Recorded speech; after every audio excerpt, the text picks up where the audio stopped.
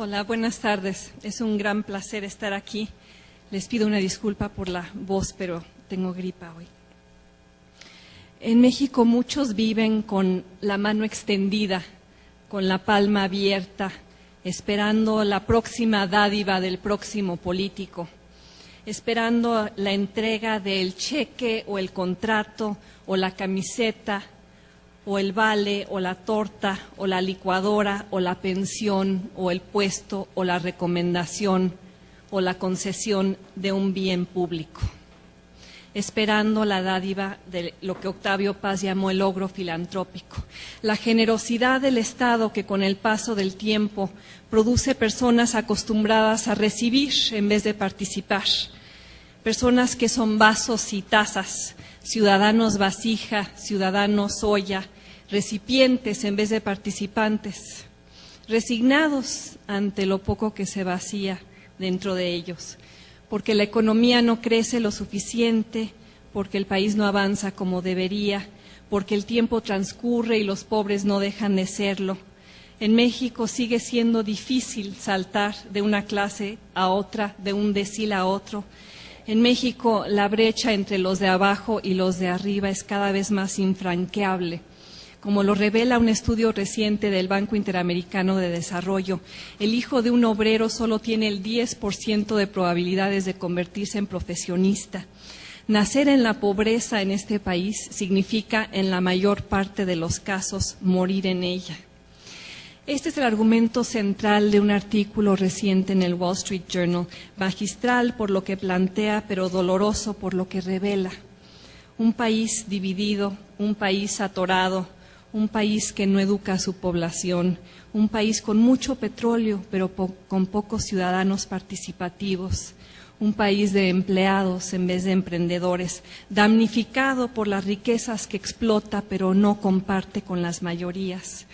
Desde hace cientos de años México le apuesta a los recursos naturales que tiene y a la población mal pagada que los procesa.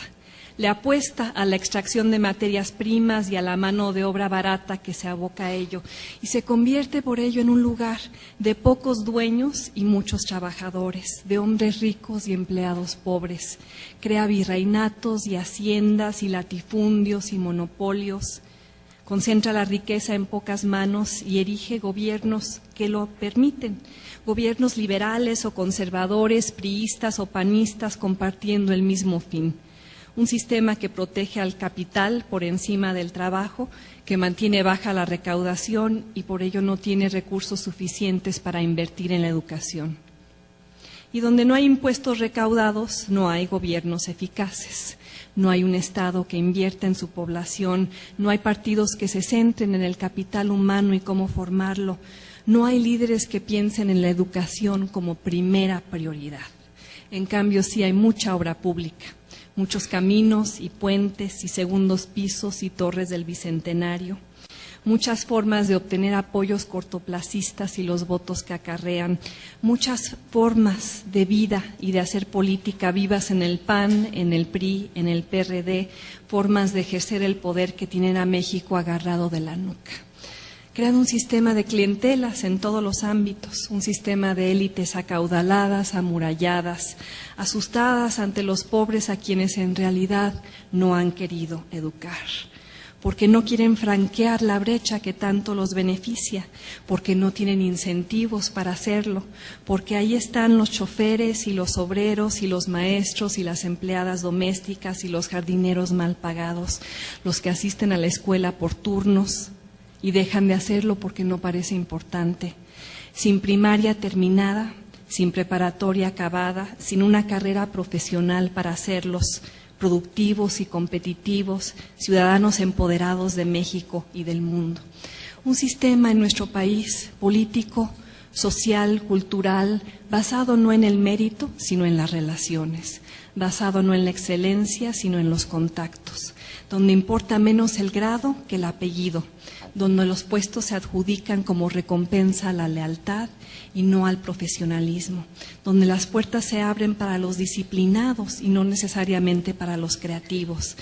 La palmada en la espalda y el guiño en el ojo, los matrimonios que cimentan alianzas de negocios y de clase, las compañías que pasan del abuelo al hijo, al nieto, el monopolio estatal que se vende al amigo y lo convierte en multimillonario.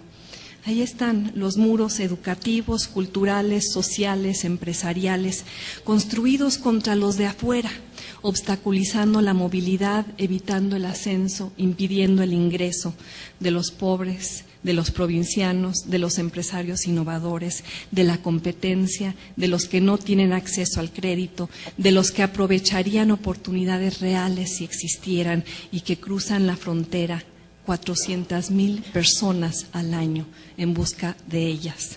Millones de mexicanos supervivientes ansiosos de un sistema que no funciona para ellos.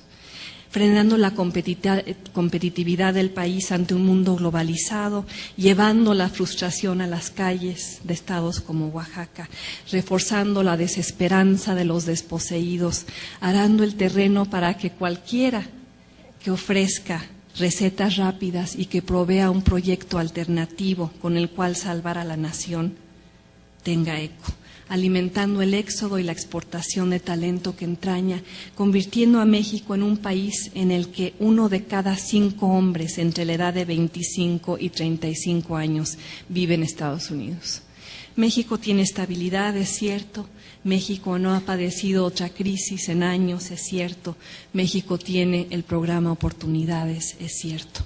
Pero eso no es suficiente para construir una clase media amplia, para garantizar la movilidad social, para crear trampolines que permitan saltar de la tortillería al diseño de software, para darle 8 años más de educación al 20% de la población más pobre de este país, para cambiar una estadística que encoge el ánimo.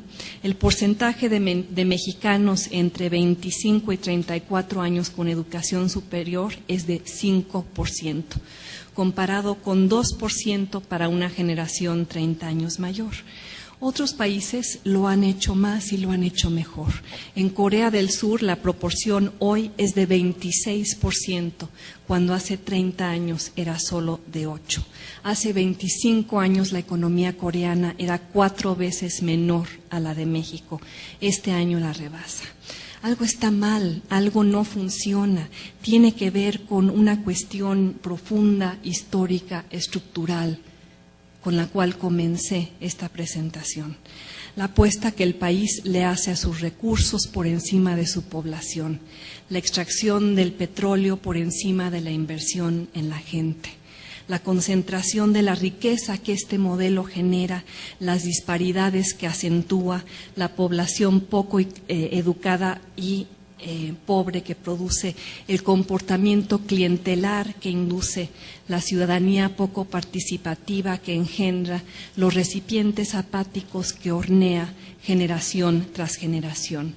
Y el círculo vicioso que esto institucionaliza, ese patrón de comportamiento transeccional que condena a México al estancamiento independientemente de quién llegue a Los Pinos y gobierne desde ahí. Ese patrón de reformas parciales o minimalistas o postergadas, de privatizaciones amañadas o mal ejecutadas, de todo lo que no se hace porque el petróleo vale más de $70 el barril. Eso que permite perder el tiempo, evitar las reformas indispensables, darle cosas a la población en vez de educarla.